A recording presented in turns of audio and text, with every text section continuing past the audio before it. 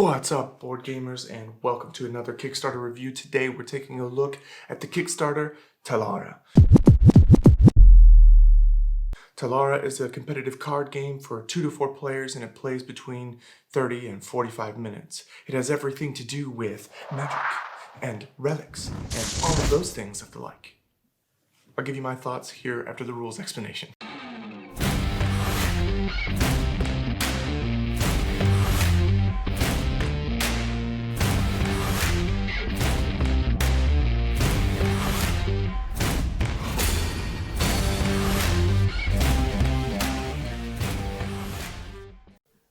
Here's our game Thalara already set up, and as the story goes, we're running out of magic, and therefore we're fighting over these relics in the world that do not run out of magic. So in the game, these 3 spots are called conflicts, and we are fighting over these relics here in the middle, and the way we do that is with our hand cards.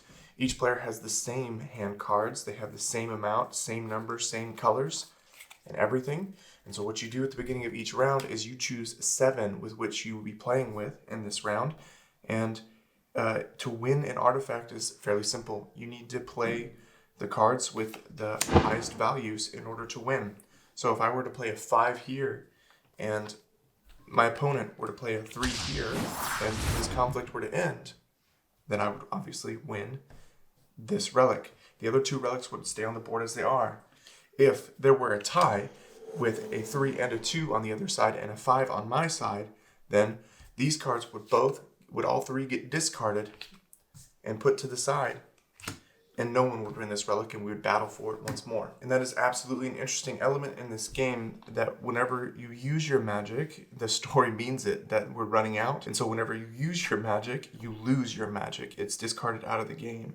However, these relics can replace the magic in your hand. So whenever you win one of these cards, they have a different color back, so you know to never discard them because they cannot run out of magic. So whenever you play them, they help and they add to the value that you're playing against the different relics and the different conflicts, but you will never lose them. Now, you have to be careful and watch out, because although these little spheres with stars in the middle, this one has 3 of them, those are victory points. So those are how you win the game. However, this has 0 power. So it still counts as a magical card, but I mean, if you were to play this in this conflict, you would still have nothing. And if your opponent played a 3, they would still be winning that conflict, obviously. Now, this game ends whenever we have not enough hand cards left to play in a round, or when one of us has only 7 relics in the hand. Then we would count up victory points, the spheres on the cards, and we will see who the winner is. This game goes a little deeper than that, though. Each person gets a character. And this character that I have in my hand is called the Bard, or at least he works very similarly in function to a bard, and he has different spells that he can play. The spells dictate which cards you need to play in order to play the spell. And here, for your handy reference, each character has a spell card that lists all of the spells available to it. My recommendation whenever you first start playing the game is to let each other be surprised and not explain what's going to happen before it happens. We did that in our first plays of the game, and we found it very interesting as we were playing to be surprised by what other characters could do. And here I will give you a few examples of how spells work. So first, this card says I would need to have a blue and a yellow in one area in order to play this spell. So I could have a blue here. I could have played a red here. And I could have played a yellow there. And it does not matter the order. That's why I can play them in this order, and it won't affect whether or not I can play the spell. The moment I play the yellow after the blue, I'm eligible to play this spell, and you're only allowed to lay 1 spell per turn. And this spell says I gain 3 strength, plus 3 strength in each conflict where I have 0 energy. So this is a great opportunity to play this where I have no energy here, and maybe my opponent hasn't played anything on either of these, or maybe my opponent has only played let's say, a 1 here, nothing here, and has primarily been focused on winning this red for some reason. So here I would have plus 3 in these conflicts, and I would win those, in effect, if the round were to end right now. Now, I keep saying that because you can play all 7 of your cards, or you can play until both players pass. Now, these magic cards are not completely used up. As long as I play another purple here, I could technically play this card in this area as well. Therefore, we were able to activate spells in conflicts where the energy card was not played, or where it was played, and we're able to take energy from other areas. And this ability adds 2 strength to each conflict where I have at least 2 energy cards of the same color. So I wouldn't necessarily want to play this right now unless I had a plan to play more energy cards of the same color in multiple of these rows. But here we are, and I've already played 4 of my cards just to activate 2 spells. This one has nothing to do with those spells, but it would have something to do with this one. And if I were to play, for example, a green here, then I could add this here, and any player that does not have a green energy card in this conflict receives -5 strength. So they would currently be at a -4, and I would be winning that conflict. So whenever all players have passed, then we take the artifact cards away, we give them to the players that won them. New artifact cards are laid out here in the middle. Oh, very nice. Here's a 1 with 3 victory points. Normally the 3 victory points are always accompanied by a 0. Everyone gets their spell cards back in their hand. The cards that you played, however, regardless of whether you won or lost, are all discarded. Then you choose from the 7 cards you have left you choose 7 cards from the cards you do have left in your hand, including the artifacts you may have won with the black back. Play continues until each player has played so many cards that they cannot draw up to the 7 anymore, or that one player has 7 relics in their hand. And that's the end of the game. You count up points, and from the black cards that you have, once again, and the different stars on those black cards, this one has 3.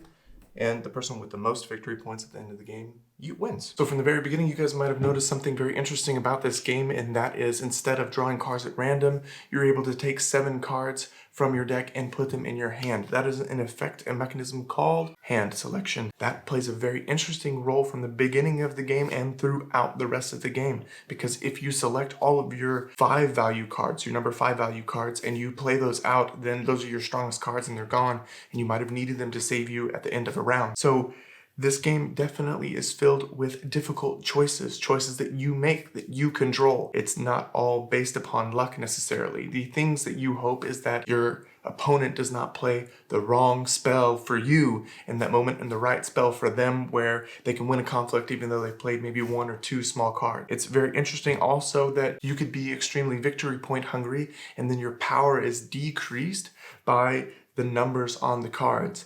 And I would like to backtrack just a little bit and talk about the components.